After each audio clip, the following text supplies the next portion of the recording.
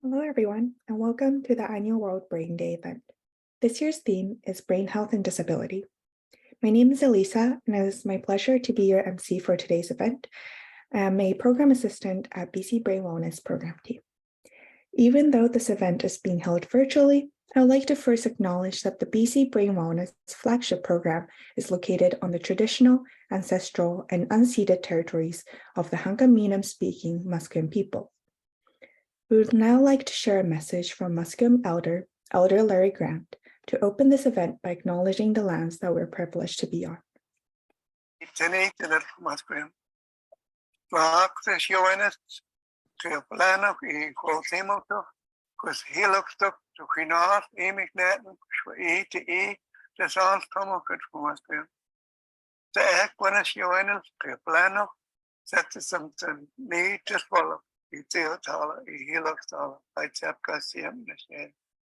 I want to say thank you and welcome to everyone that's here today at UBC on the traditional, ancestral, unceded lands of the Hunkaminam speaking Musqueam people.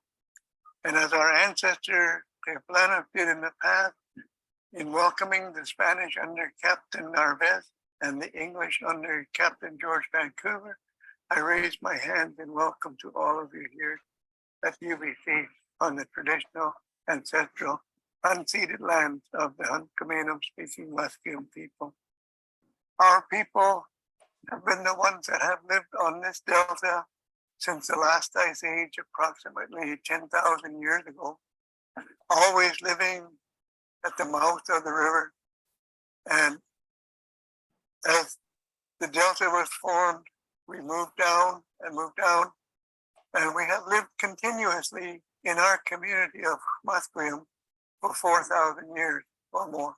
So those are a little bit of history for where we are here today at UBC on the traditional unceded lands of the Hunkaminam speaking Musqueam people. Thank you. I would like to challenge you all today, wherever you're listening from, to reflect on the lands that you're on today as you enjoy this program. I would also like to thank everyone who has donated to the BC Brain Wellness Program. Because of your support, we're able to provide these educational events and our online classes.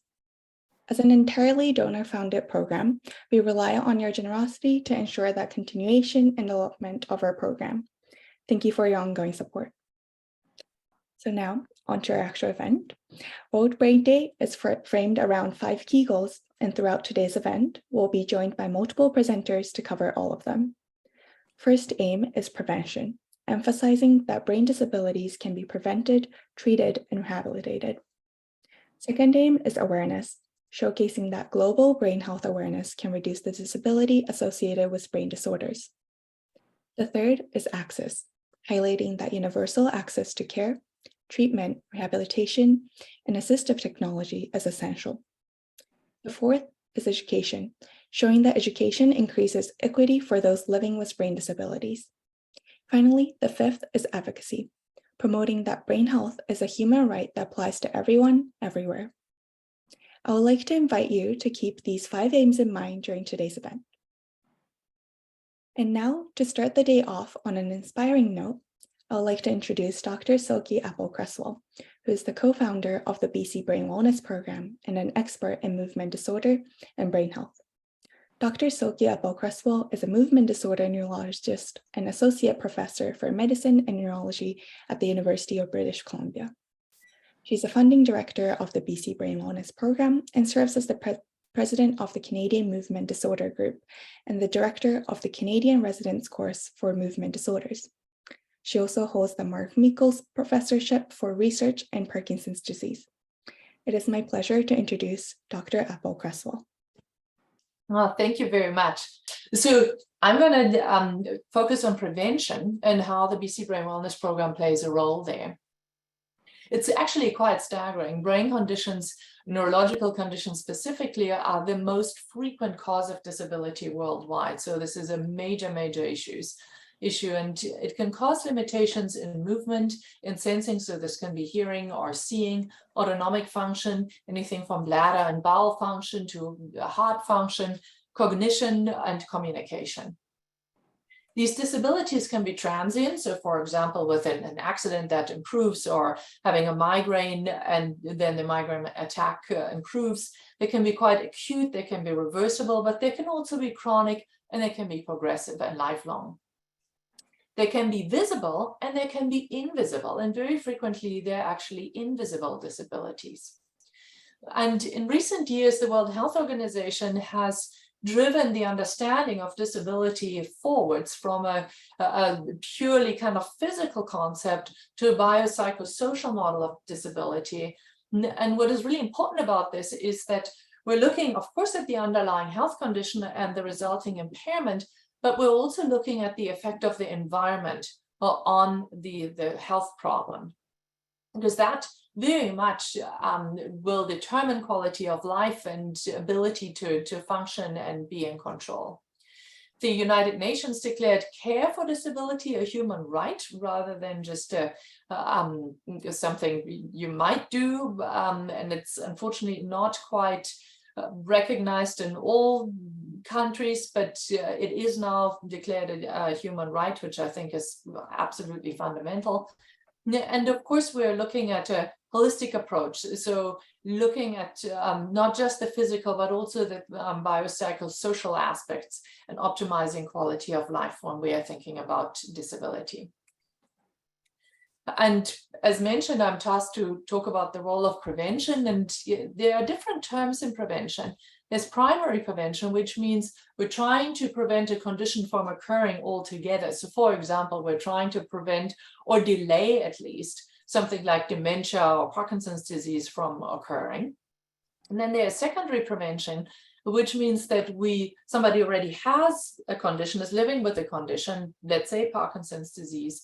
And that can then, because it might foster a more sedentary lifestyle, that can then lead to other health problems as a consequence of an already existing condition. Often when we're trying to prevent these secondary problems, we're also working on improving the existing condition. So for example, or the function of the existing condition. So a very good example is exercise, where we're hopefully preventing other secondary problems, health problems that come with being less active, whilst we are quite possibly also slowing down the first condition, which is the Parkinson's disease. So overall, we're really trying to improve resilience, and for that, I will go through a few examples focusing on dementia and on Parkinson's, or on neurodegenerative disorders here. In dementia, this is a paper from 2020. 12 risk factors were identified. One is, again, physical inactivity. We'll get back to that in a second. I think most people, anybody who's on the call, I think knows about physical inactivity, sedentary lifestyle, lack of exercise and moving in everyday life is a major issue. Smoking, of course, is a big issue. Fortunately, it's going down largely in our society, but still an important factor, as is, of course, excessive alcohol consumption. And air pollution, unfortunately, with the wildfires is, of course, of current and acute concern. Head injuries are another risk factor for dementia later in life, as is loneliness, infrequent social contact. And of course, brain conditions themselves can lead to infrequent social contact. And so there we see this potential downward spiral that can be set into motion. Less education is another risk factor. So this is much more early life, as is obesity, high blood pressure, diabetes, depression, notably. So mood disorders are a risk factor for dementia, and hearing impairment.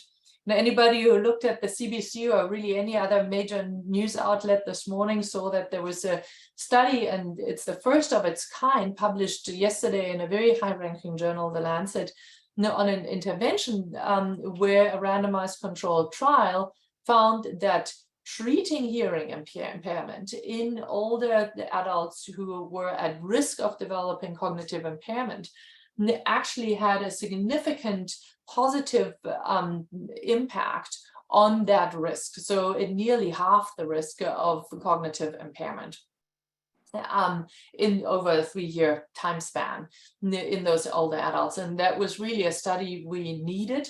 There will be more coming, but the big message here is to have your hearing checked, and if there are any concerns, to have this treated. Another one that I would like to point out, and that might well also be impacted by hearing and communication difficulties, is that loneliness and not communicating, not being in contact with family and friends is also a powerful risk factor for both cognitive problems as well as even just mortality, so risk of dying earlier. And the long-term Harvard study showed that this risk of that loneliness poses is actually as powerful as smoking or alcoholism. So we see how these different risk factors actually integrate with each other. And we built the BC Brain Wellness Program very much around community and fostering community. Now, what is quite interesting, coming back to this graphic, is that there are these 12 factors that were identified in 2020, and they found that the estimate was at that time that these 12 factors combined make up, or could, if they were all addressed, lead to an estimated 40% reduction of the risk to develop dementia. And that is huge, 40%. Having said that, what is, in my mind, even more striking is what is not mentioned, that we also know from studies increasingly is really important for this risk. And those are things like sufficient sleep, stress reduction, being in nature, creative pursuits, and ongoing learning. And I know we've got Cynthia Friesen, for example, on the call as well, our creative pillar lead here. And nutrition is a big one that is not mentioned here. Yet nutrition actually plays very likely a big role in both cognitive impairment as well as Parkinson's disease and the risk thereof.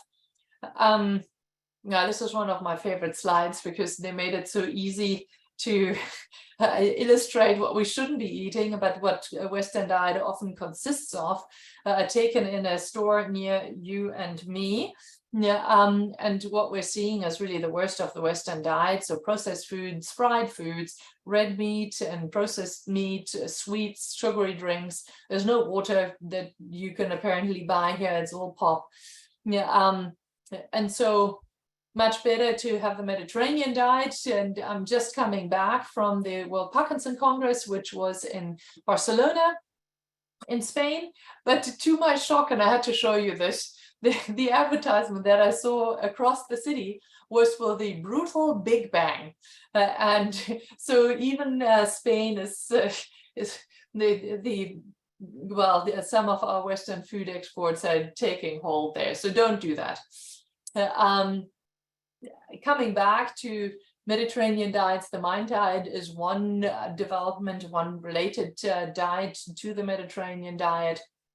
Also focusing on vegetables, particularly green leafy vegetables, nuts, berries, beans, and legumes, whole grain, really important, fish, and some poultry as well. Of course, olive oil, a lot of it, and wine in moderation, red wine.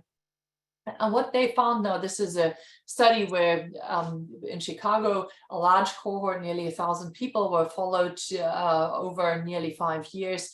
And they found that the people who were adhering to the MIND diet the most, so the people in the top third, compared to the people who were not so adherent to the MIND diet, so the people in the bottom third, the top third was the equivalent of being 7.5 years younger from a brain age perspective. They currently are doing a randomized controlled trial study, so an intervention to test the MIND diet and the risk for cognitive impairment. We're waiting for the outcome for that. And there's another study that is the finger intervention study, where a multi-domain intervention was studied. That was diet, and this was a Finnish diet, but the principles are really very similar to what I just showed you with the Mediterranean diet. Physical activity, cognitive training, and then management of cardiovascular risk factors versus general health advice. That was published 8 years ago, and it was successful in also showing that it actually reduced the risk of cognitive impairment. So really, the more you can combine these different interventions, the more you can get benefit from all these, by reducing all these risk factors or a combination thereof, the better.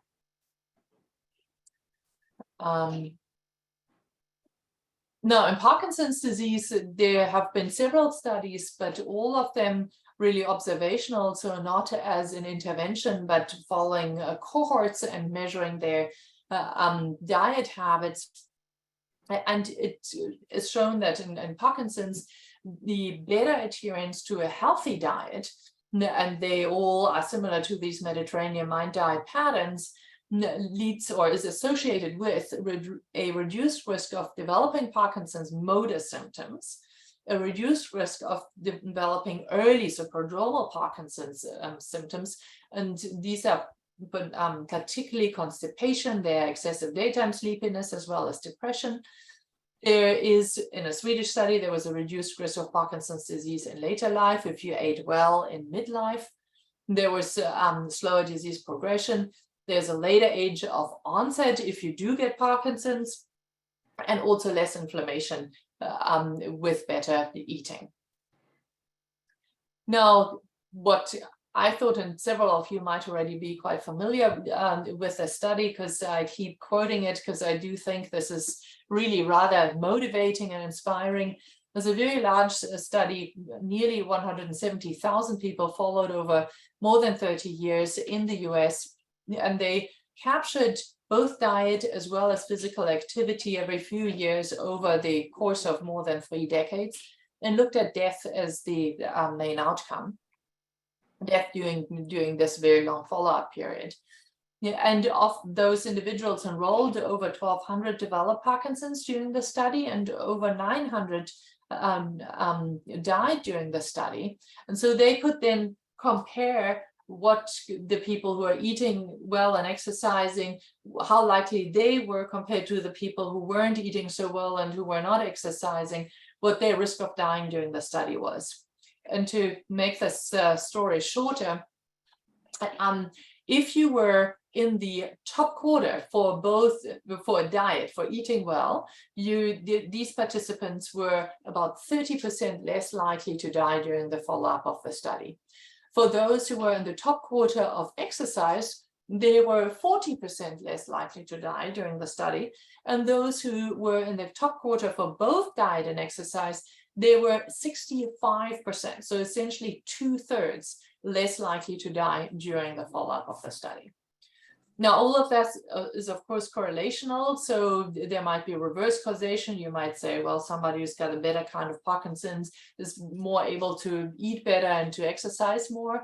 I think that nonetheless, you can't go wrong with eating well and exercising, and one gets a lot of benefit for a lot of other conditions, anything from diabetes to obesity to metabolic syndrome to cardiovascular disease, etc. So there's really nothing to lose, but we do need interventional studies to test this. Brings me to the problem that the likelihood is that you already know what I just told you. Everybody knows, eating well, exercising, staying cognitively active, having community. These things are all well known, particularly to all of you who are on the call. I'm preaching to the choir here. I'm quite aware of that. But there are many barriers in place to actually practice these good, healthy lifestyles all the time. And there is a lack and limited access to suitable and particularly ongoing programs. So something that goes on for more than 12 weeks. brain conditions themselves, because they can be isolating, because they can interfere with mobility, with communication, they can pose financial hardships, make it even more difficult to really practice these lifestyle interventions. And so therefore, we're at the BC Brain Wellness Program, we're very much aiming to provide an inclusive and accessible program. So it's hybrid, virtual, and in person, so that people can link in from around the province. It is very much function-based, so it's not a disease label. It's inclusive, it is free, thanks to the donors, and as was already mentioned earlier, we of course completely depend on those donations. It is personalized and it's ongoing. So we want to provide those programs in the long term, because it's like brushing teeth. You don't just brush teeth for 12 weeks and then give up, but you continue brushing teeth. We're looking at both treatment and prevention. People can refer themselves, although we do have wait lists now. We are very, very focused on creating community in these groups, and are certainly also very collaborative in our environment. As you probably already all know, we have numerous exercise programs, including dance and yoga. We've got the expression and creation classes, and that is from music to visual art to improv to writing, many more. We've got care partner classes, and we've got special projects as well. And we've got research studies, because as you saw, particularly with diet, for example, we really need to improve the research base, so the knowledge base. We need to improve knowledge around these combined interventions. And so here are several of our ongoing studies. There's the Impact 360 study, which is a combined exercise, nutrition, and mindfulness intervention study. We've got one for healthy ages that is recruiting right now. I'll come back to that in a second. Yeah, and then we are also going to be soon running this for Parkinson's disease. We have implementation and outcome studies looking at the brain wellness program itself. We've got the ongoing Mediterranean ketogenic diet interventions in Parkinson's disease. So anybody with Parkinson's who might be interested can certainly contact us. We've got a study that is about to start on motivating music and other auditory interventions to improve apathy in Parkinson's. And we've got studies on the treatment of anxiety and of depression, respectively, with a probiotic in Parkinson's. And here is the Impact 360 study. The one for healthy ages, as I said, is recruiting right now. We want to look at the effects and mechanisms and the feasibility of this multi-domain intervention, looking at mindfulness, exercise, and nutrition. And you'll be pleased to know that we're also looking at hearing. So we are testing hearing in the baseline visits because it is such a prominent risk factor for cognitive decline. And so with that, I know I'm coming just to the end of my time here. To summarize this, lifestyle interventions are really the foundation of prevention as well as treatment to support brain health and therefore also prevent disability. Education of our participants and the public is key to making the right lifestyle choices. Lifestyle interventions need to be low barrier, they need to be accessible and personalized, and really importantly, they need to be maintained in the long term. As mentioned, it really is like brushing teeth. Yeah, and we need more dedicated research studies into these lifestyle interventions, and we're running them. So if you are interested in those, please do contact us. And with that, I'm finished. Great, perfect. Thank you, Dr. Cresswell, for sharing such important thoughts today. It's pretty fascinating how research has come to understanding brain health these days. Okay, so now next up we have Darius Darabi and Hannah Turcotte, who will be covering the education component of today's event. Darius joined the BC Brain Wellness Program in May 2022 as an exercise program assistant. He will be entering his fourth year of undergraduate studies, where he majors in kinesiology with a specialization in neuromechanical and physiological sciences. Darius's passion for exercise and background in kinesiology has motivated him to better understand the role that exercise can play in preventing and improving outcomes of disease, as well as how different forms of exercise can synergistically contribute to a healthy lifestyle.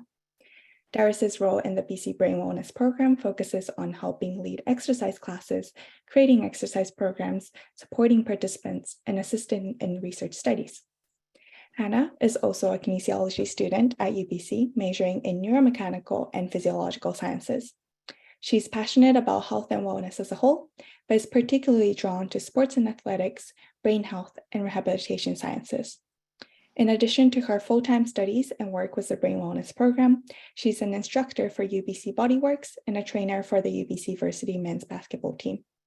Hannah joined the program in May 2023 to assist with the progression of current research projects, educational programming, and exercise programming. Now, please welcome Darius and Hannah for the presentation, followed by a movement break. Awesome. Thank you for the introduction, Elisa. Hello, everyone. My name is Darius Darabi, and I am the exercise program assistant here at the BC Brain Wellness Program. It's my pleasure to be here with you all today, along with my colleague Hannah, because we're excited to share with you a little bit about the education pillar of the BC Brain Wellness Program, as well as our own educational experiences here in the program.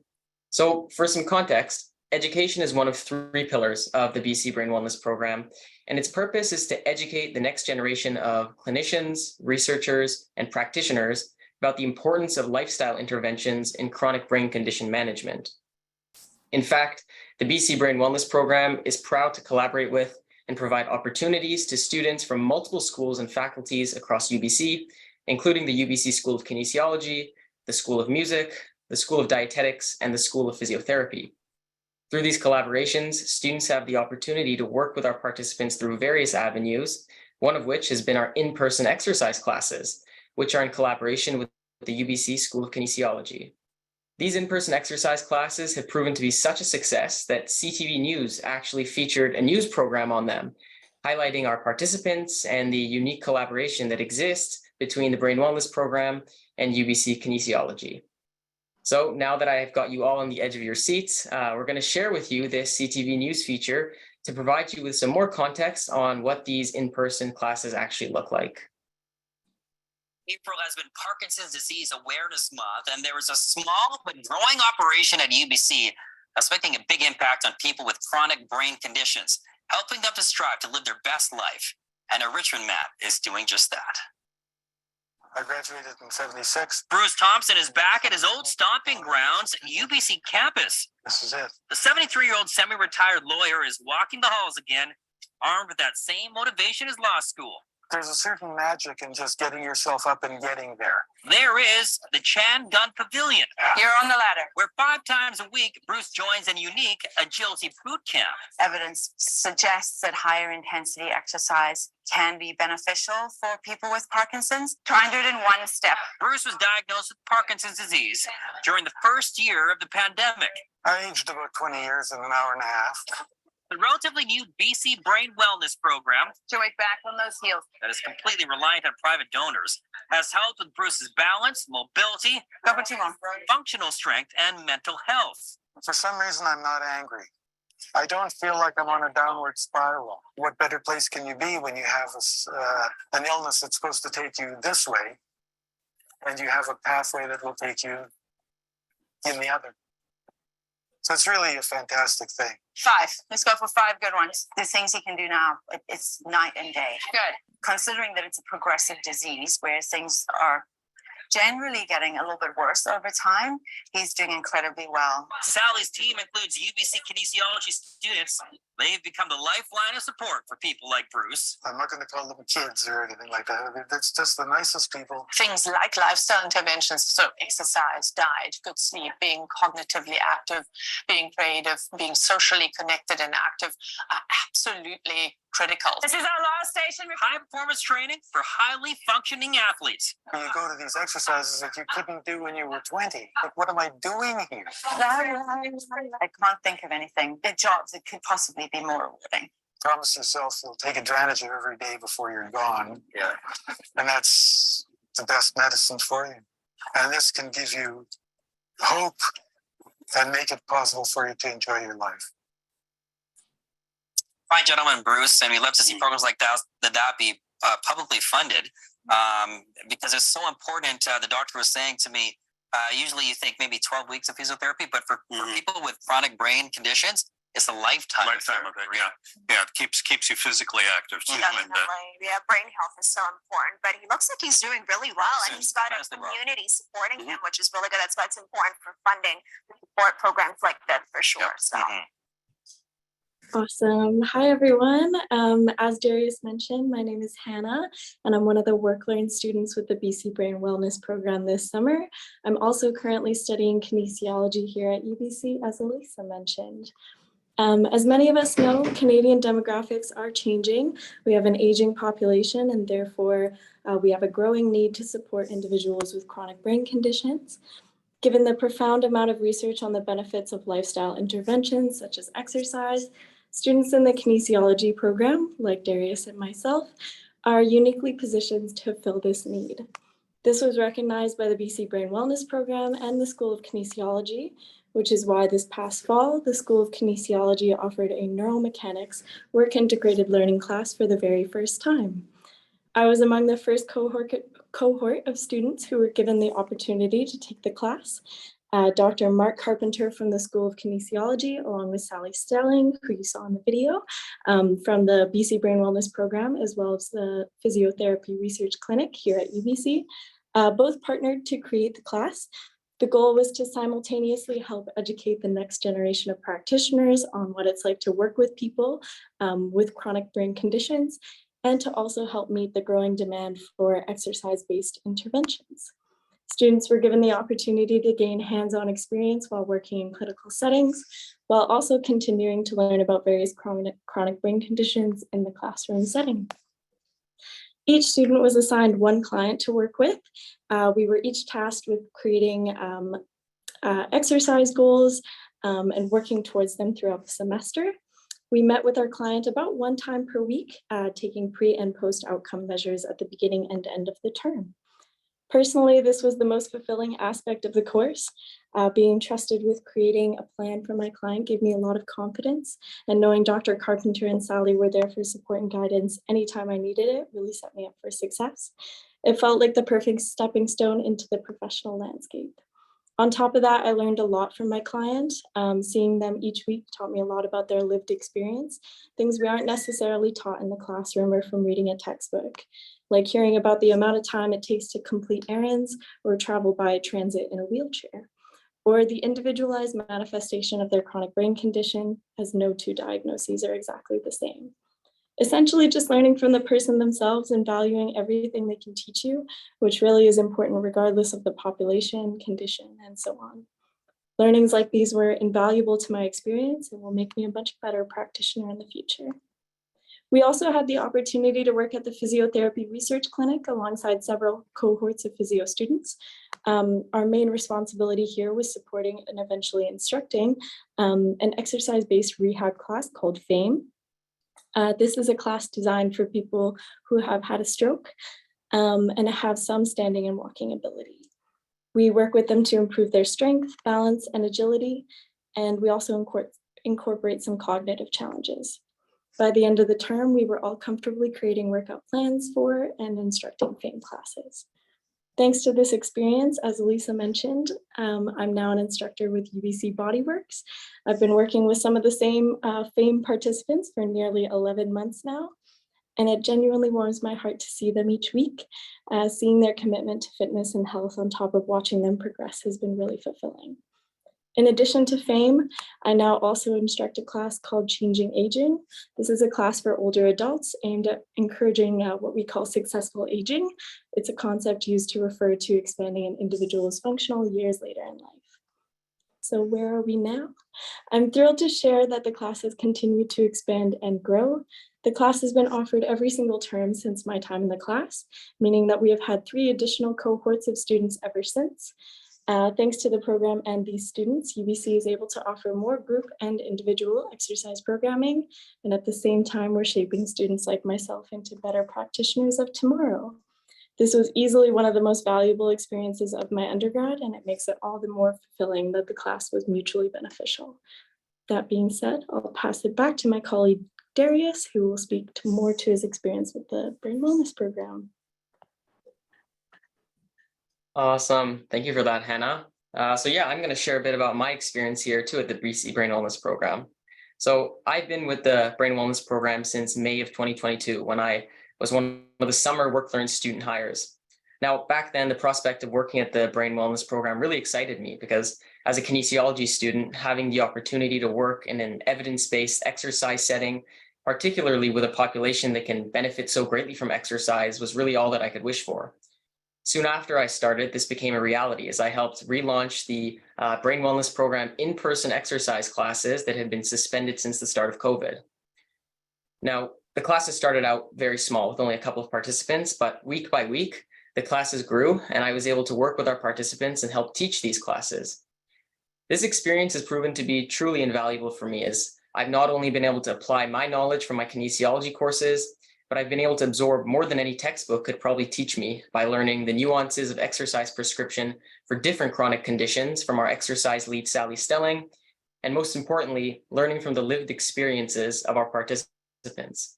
My knowledge of Parkinson's disease specifically has grown tremendously through my time at the Brain Wellness Program, as I've been able to learn from our participants about how they've been affected, and importantly, what types of exercises seem to be the most effective based on their unique presentation. From a kinesiology standpoint, being able to tailor each class and each exercise to the goal of each individual participant in our class has been a fun challenge for me that has helped me improve my exercise prescription skills greatly. However, my favorite part of our in-person classes has been getting to know our participants over the course of the year.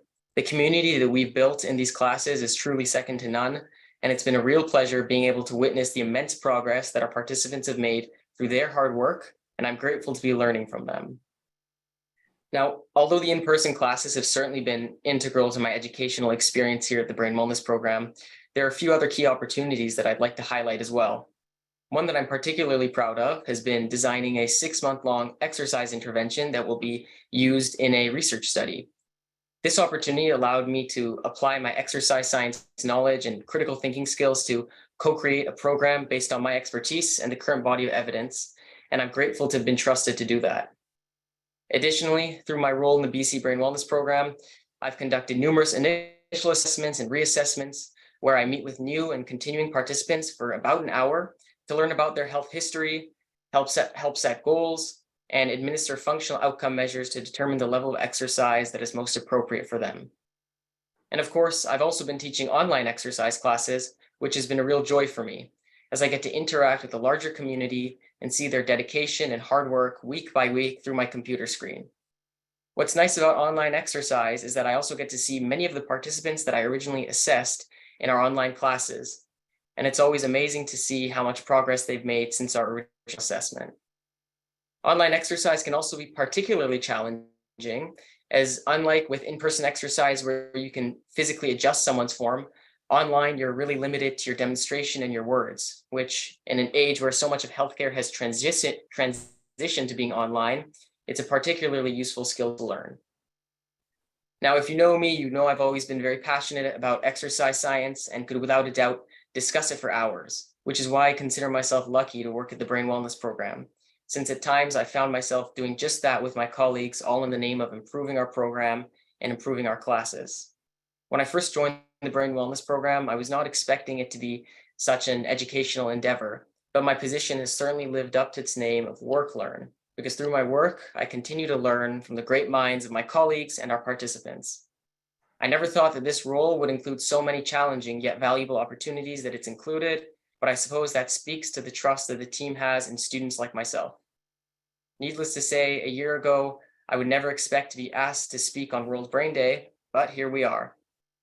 Now, I'd like to think that my experience highlights the need that exists for students in various faculties to be given the opportunity for paid work in a setting that is relevant to their field of study. The BC Brain Wellness Program continues to strive to expand their education pillar so that students like Hannah and myself can continue to develop our skills and apply our knowledge from our area of study. I'd like to thank the BC Brain Wellness Program for providing opportunities to students across UBC, And I'd also like to thank our participants for sharing their experiences and making our learning possible. Thank you, everyone. Pass it back to you, Elisa. Great, perfect. Thank you, Darius and Hannah, for sharing your experiences. It's really nice to hear from students' point of view as well. It changes things up. And now, with some understanding about how important physical activity is for brain health, we'll like to take a quick movement break led by Darius and Hannah, who just presented. Darius will be leading the standing exercise, while Hannah will be demonstrating the seated modification. So feel free to choose whichever version you would like to follow. Please listen to your body and then do whatever that's going to be more comfortable for you. It will just be about a few minutes just to give a little break in between these sessions. And additionally, you can feel free to turn on or turn off your camera, whichever that you feel more comfortable in.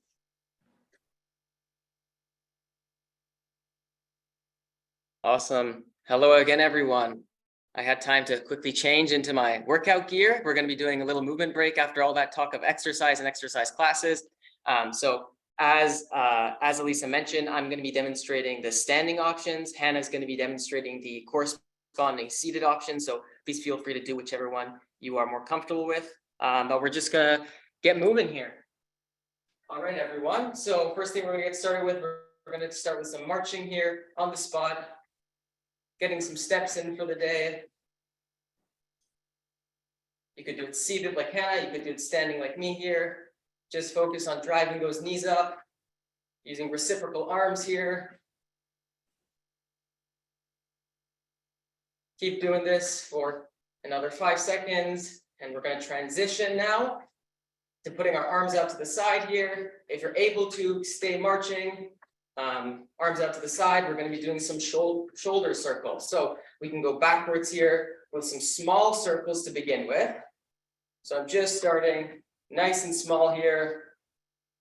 And as I go, I'm going to progressively make these circles a bit bigger here. So making the shoulder circles bigger, working into a bigger range of motion. Work within a range of motion that's comfortable for you. If there's any pain, just make that range of motion a bit smaller. But now, making the circles as big as I can. And good, shaking those arms out now. Shake those arms out. And back to marching. All right, everyone. We're going to transition to our next exercise here, which is going to be heel taps. So we're going to start standing. I have a chair beside me to demonstrate. Option 1, you can hold on to the chair, and you're going to be tapping out with your heel in front of you, and then switching legs and tapping out with the other heel, just like this. So option 1, I can hold on to the chair. You can do it like Hannah too, as well, seated there. It's the same thing. Option 2, I can hold on, hands on the hips. And option 3, if you want to make it a bit more challenging, you can add in some reciprocal arms. So here, I'm adding opposite arm, opposite leg. I'm reaching out in front of me and behind me with an open hand, acting like I'm grabbing something. I'll demonstrate from the side as well. Really try to get full extension in those elbows. Open those hands up. Act like you're grabbing something in front of you and behind you. Great work, everyone. Keep it up. Getting a little bend in that stationary knee as well.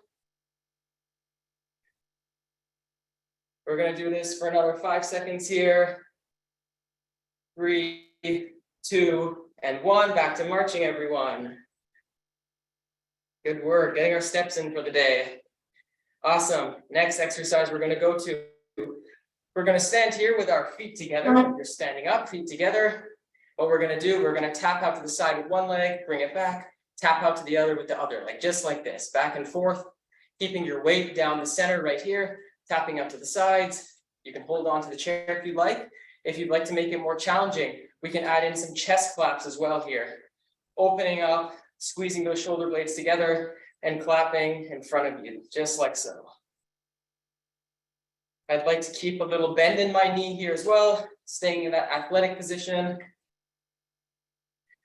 Great work, everyone. Keep it up here. We're going to do this for another 10 seconds. Keep going. Great work. And we're transitioning in 3, 2, and 1. Back to marching, everyone. Good work. Awesome. The next exercise we're going to go to here, we're going to be doing some squatting with some star arms. So if you're following the seated version, just watch Hannah there. She's doing something slightly different, but it's the same principle. So if you're doing the standing version, you're going to stand here, feet together. You're going to step out, go into your squat, feet together, and lift your arms up like a star, just like that. Step back down into squat, step up to the star. So we're going side to side, squatting, and putting our arms in this star position, just like so. If you're following Hannah, you're doing leg extensions and doing the star. Remember, folks, when we're doing our squatting here, we want to be initiating with our hips. We want to be mindful that we're maintaining our neutral spine. And we want to make sure that our knees are not caving in and that they're in line with our middle toes. Keep it up here, folks. Just a few more seconds here. We're almost at the end of the movement break. Great work, folks. In 3, 2, and 1, and back to marching. Great work, everyone. I'm just going to check the time here, okay?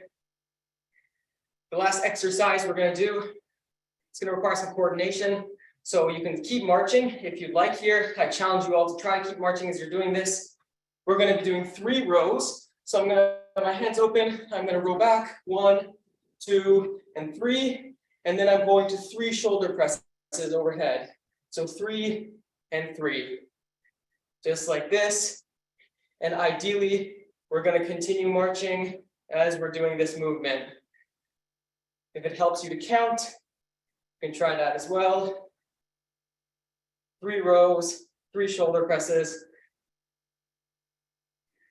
Hopefully we're feeling nice and warm now. I know I'm sweating.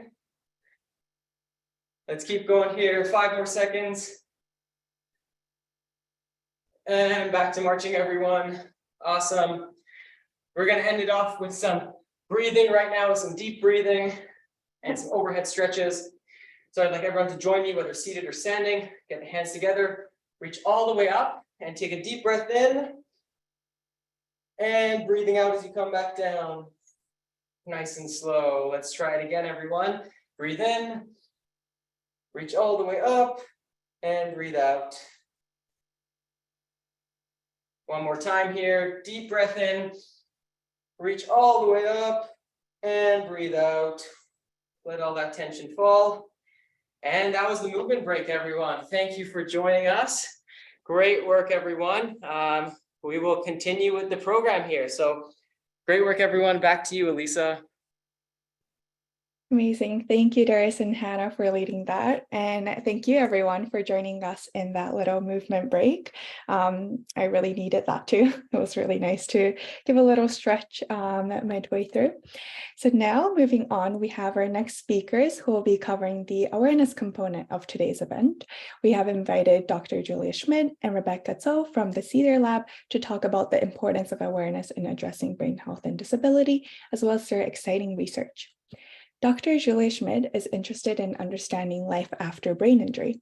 Her goal is to learn more about changes in the brain after injury throughout life, changes in daily life and social roles after brain injury, and programs that support people with brain injury to lead lives that are personally meaningful. In her research, Dr. Schmidt collaborates with people with brain injury and community organizations as partners.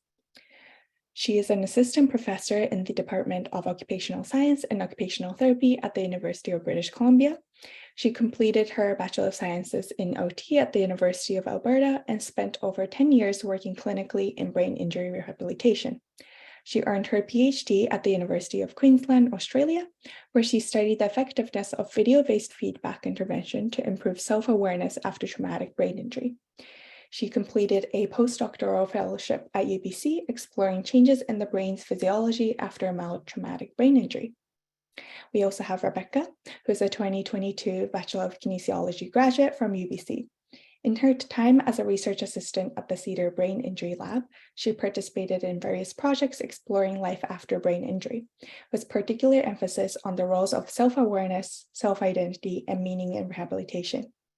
Rebecca is currently completing her master's in physical therapy at the University of Alberta to continue pursuing her passion for patient-centered conversations and individualized care. Please welcome Dr. Schmid and Rebecca. Thank you so much for the introduction. And as Rebecca gets the slides up, I'm just assuming everything's good with that. Awesome. Yeah, so we're going to be talking about some of our research today. And I don't think I have anything else. That introduction was very complete. I think we can get going on the presentation. Rebecca, was there anything that you wanted to add in your to your introduction? No, I think that was really thorough, so I could go straight to this slide as well. Okay, fantastic. So a little bit of context about our research lab. As you've heard, we are the Cedar Brain Injury Lab. We're based at GF Strong Rehabilitation Center, and that's where I normally am based when I'm not. Right now, I'm at in Whistler, which is actually the traditional unceded and ancestral territory of the Squamish Nation and Lillooet Nation, which I'm very grateful to be here today, working from home. But our lab is based in GF Strong, and that's where our office is, and we're affiliated with the UBC. The CEDAR is an acronym for Collaborative Evidence, Developing Awareness and Research for People with Brain Injury.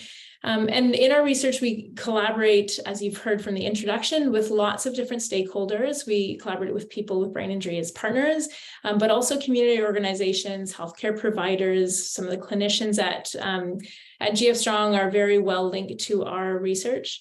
And we also are attempting and have partnered with some policymakers, and we want to understand the experience of people with brain injury and also develop programs and research these programs in order to support quality of life and meaningful goals after brain injury.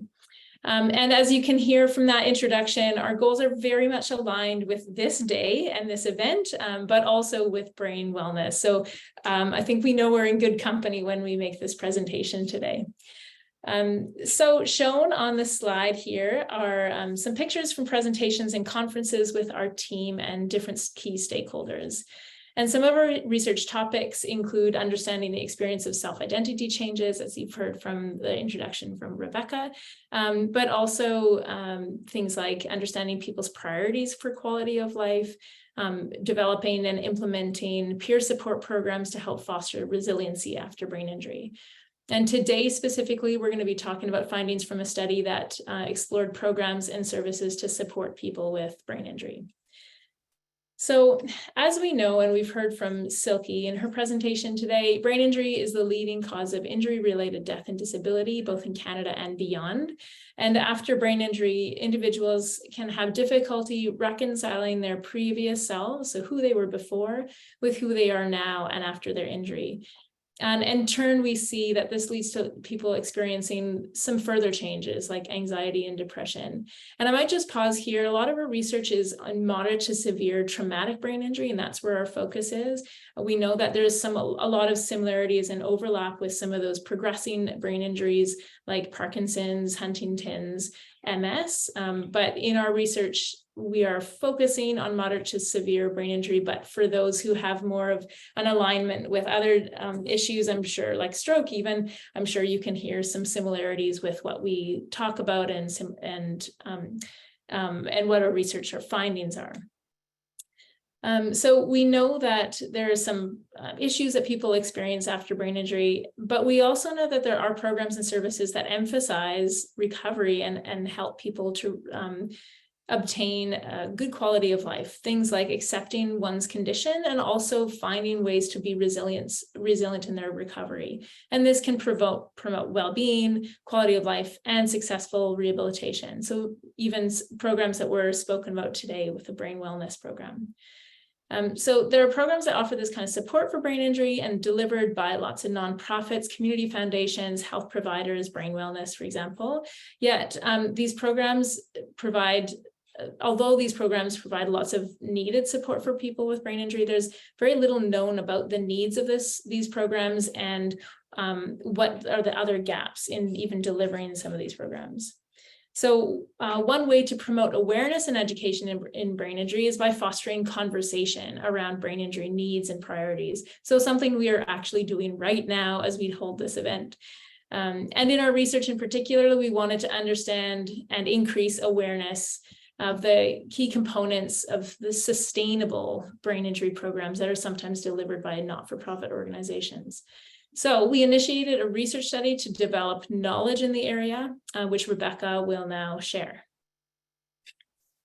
Yeah, thanks, Julia. So kind of with these goals in mind that Julia mentioned, we conducted the EMBARK study. And so EMBARK stands for Enabling Meaning After Brain Injury Through Acceptance and Resiliency Construction.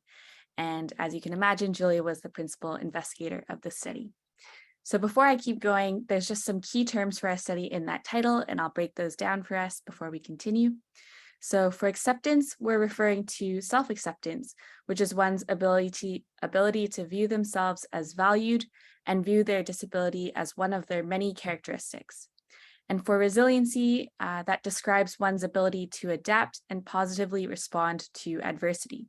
So overall, we were interested in the barriers, facilitators, and characteristics of programs that support meaningful life after brain injury in the study. So now just to get into a quick summary of the methods of our study, how exactly we went about conducting it. Dr. Schmidt, myself, and the rest of our research team talked to 22 representatives from community organizations about their experience of delivering programs and services for people with brain injury.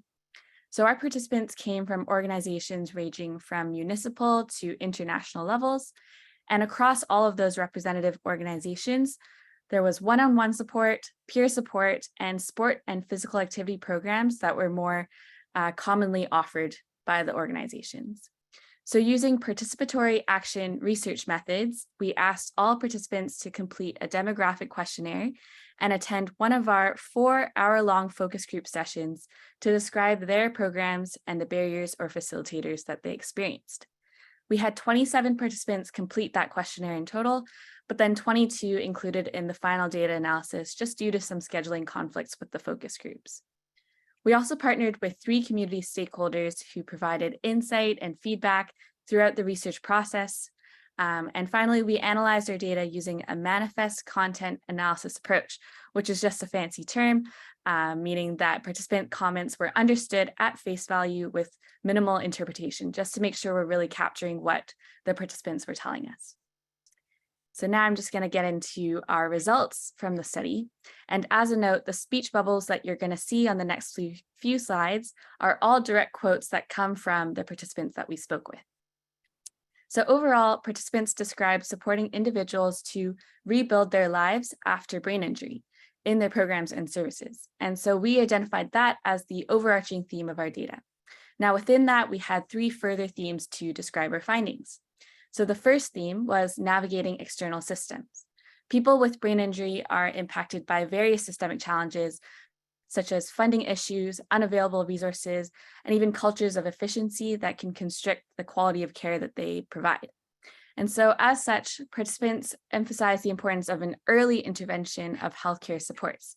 So for example, creating opportunities for people to form connections with others with a brain injury earlier in the recovery process. Participants also highlighted having community navigators to help make sense of access barriers as well as bureaucratic processes. So one participant shared, "I know they have navigators within the health authority, but we need community navigators in the community. That would help to improve things a lot for people." So for our next theme, we also found that supportive resources and networks help to foster a sense of normalness after brain injury. So participants emphasized that regular support from social circles and healthcare providers, as well as meeting fundamental needs like housing and transportation, was important. We learned that consistency, both in providing those resources and in program delivery, was a huge priority in brain injury programming because it helps to establish routine and foster trust between program leaders and the participants. So for example, one participant expressed that transportation was the hugest thing that helped to keep their programs going. And so that might not be immediately intuitive to connect the transportation and the program continuing, but through those conversations, that's a theme that really came out to us. Now, lastly, for our third theme, we have connecting with the community, and that highlights how meaningful engagement opportunities contribute to the individual recovery experience. So participants described that through education, personal connection, and shared experience, programs helped individuals to find themselves, their confidence, and their sense of place. And so we learned that fostering peer support in particular was central to creating welcoming program environments, because attending a program alongside others with similar injury contexts really promotes validation and understanding from their experiences. So speaking to the importance of connecting with others, one participant said to their focus group, "I think some of that too is honoring where people are at, that the injury is there, but the feelings behind it, like grieving the change, what used to be, things like that." So overall, this last theme highlighted how engagement opportunities can contribute to the individual recovery experience. And now I'm going to pass it back to Julia to walk us through what we can take away going forward from this study. Thanks, Rebecca. Yeah, so in summary, the study highlights the challenges and opportunities of providing community support for people with brain injury. We know from what we've seen in the chat messages, but also from Silke's presentation, there are a lot, but there is also hope. There's some contribution from these programs that help people to navigate through life after brain injury. Our findings suggest that these shared experiences gained through support programs, community groups, fostered a sense of meaning, and offered people various personal, social, and participatory benefits. We hope our findings will lead to support and promote increased knowledge exchange among stakeholders, and even through our focus groups that Rebecca was mentioning, even the focus groups themselves really helped to spur on people's knowledge of what other people were doing, and some of them chose to even stay connected with each other throughout, even after when the research was finished. And we are still connecting, of course, in our research with the community groups that were part of the study and others as well. So looking forward, we hope our findings will help to outline priorities for supporting people after brain injury in the community, but also develop approaches for policy makers to directly provide support for people with brain injury and community organizations offering these types of programs, and really collaborate to meet the needs for people with brain injury. Future research for us in our lab, we're looking at implementing peer support programs delivered in hospitals across BC. So we're starting right now with a feasibility study and moving beyond to across BC. We want to understand the impact of this on some of the qualitative aspects, people's life, quality of life, how they feel, but also their resilience, and thinking about the health and social impacts of these types of programs. So that's it for us, and now we can open up to questions. Perfect. Thank you for the great presentation, Rebecca and Julia.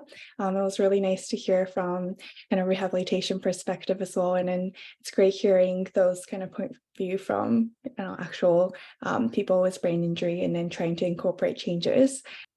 Okay, so now we'll move on. To end off the event today, we'd like to highlight an amazing organization for helpful resources for those with disability. So we have Shara Saremi from the Disability Alliance BC, who will be sharing about their programs and the importance of access and advocacy. She's the program manager of the Advocacy Access Program at Disability Alliance BC. Its founders wish to address systemic inequality and work towards ensuring that people with disabilities can live with dignity and independence.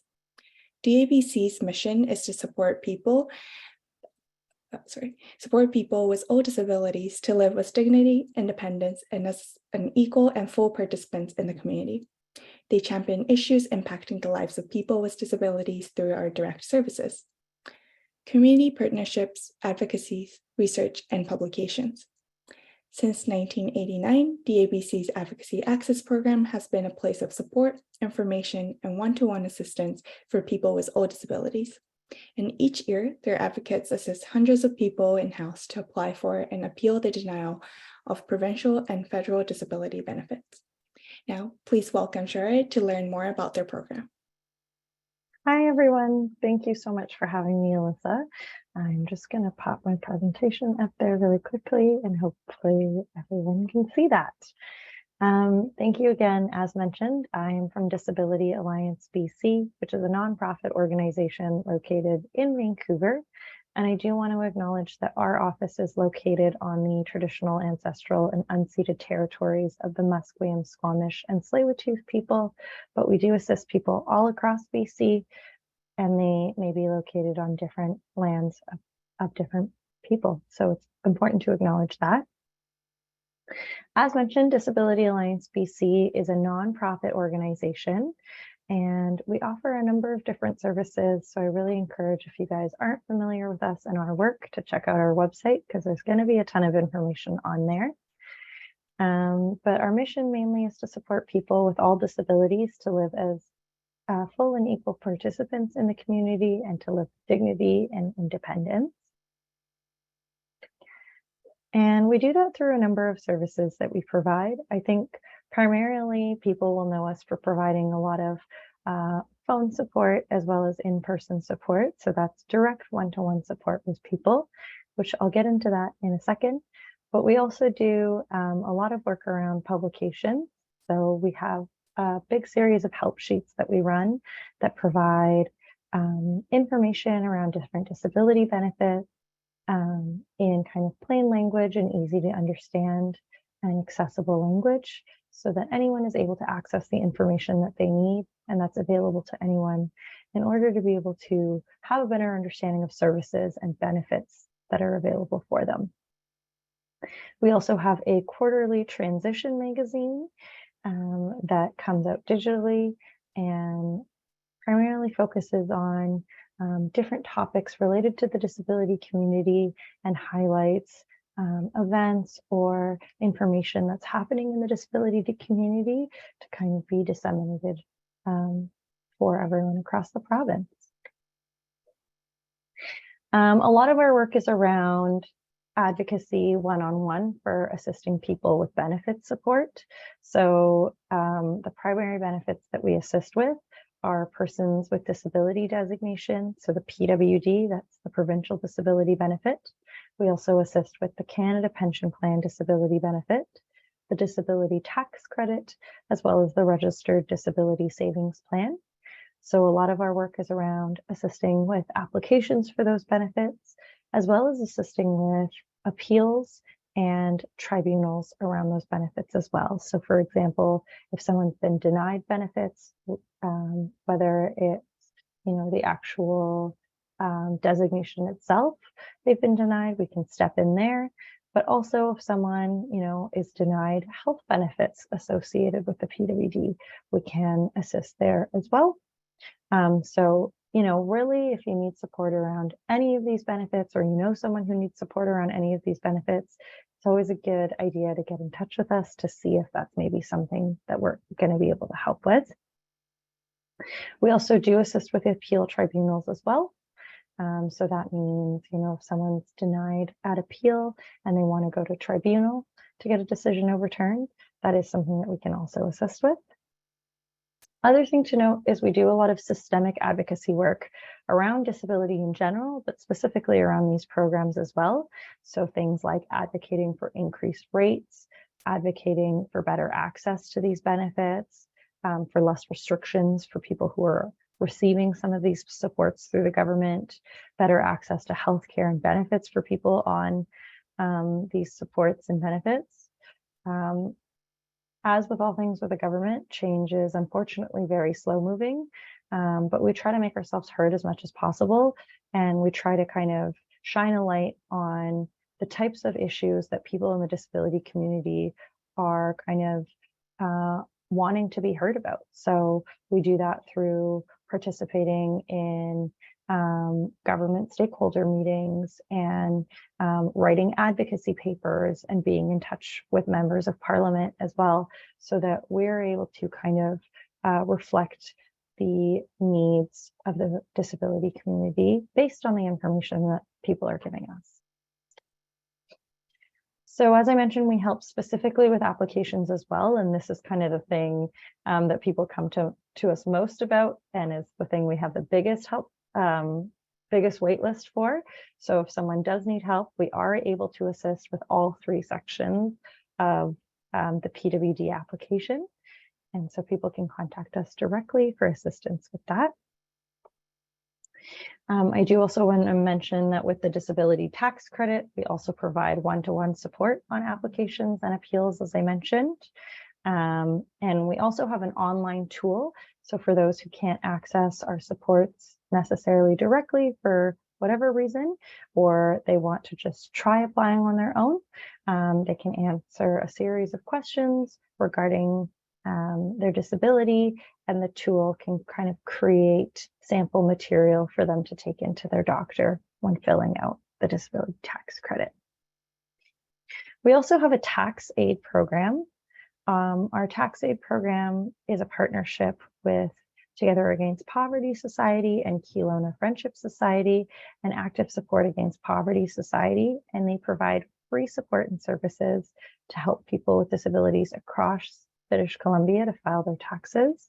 And this is really great because a lot of supports and benefits are tied to making sure that someone's taxes are up to date and are as accurate as possible. So this is why this program is really, really important as well. We also have a disability law clinic.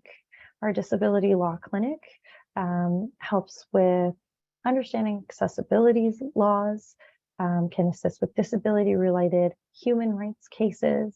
They provide access to services, including post-secondary education and public transportation, so they can provide advice or information on that. They can provide advocacy or support around accommodation in the workplace, as well as decision-making rights, especially in cases involving public guardian and trusteeships.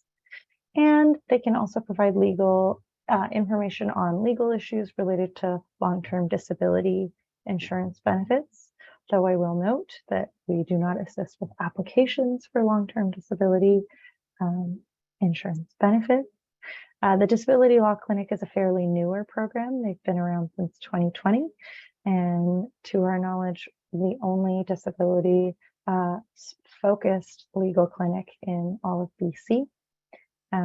So definitely provides advocacy and support there in regards to access for people with disabilities. We also have a Right Fit program, which matches wheelchair users with accessible housing, as well as a Karma program, which matches residents of the George Pearson Center with peer support.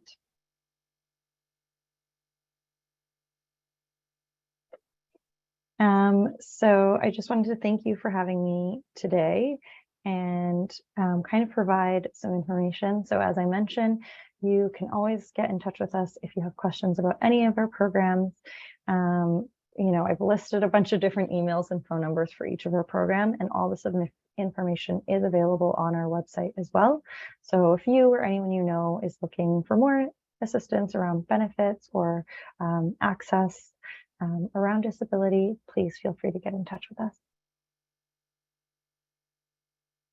Great. Thank you so much for sharing about all of the available programs offered through the Disability Alliance BC. For those of you interested in learning more about their programs, as she mentioned, their website, we'll put it in the chat box. So feel free to check it out after today's session. And this concludes our formal program for this year's World Brain Day at the BC Brain Wellness Program. We hope that today's event helped answer some of your questions, prompt new ones, and most importantly, emphasize how important it is to proactively find ways to improve your brain health for yourself and your loved ones. We have many people to thank for making today's event happen. Thank you to all of the speakers and the entire BC Brain Wellness Program team. Finally, we at BC Brain Wellness thank you for attending today's session and for supporting the program. We'll be here continuing to help you on your journey, whatever that looks like for you. And together we can strive to improve brain health for all, beyond all boundaries. Thank you.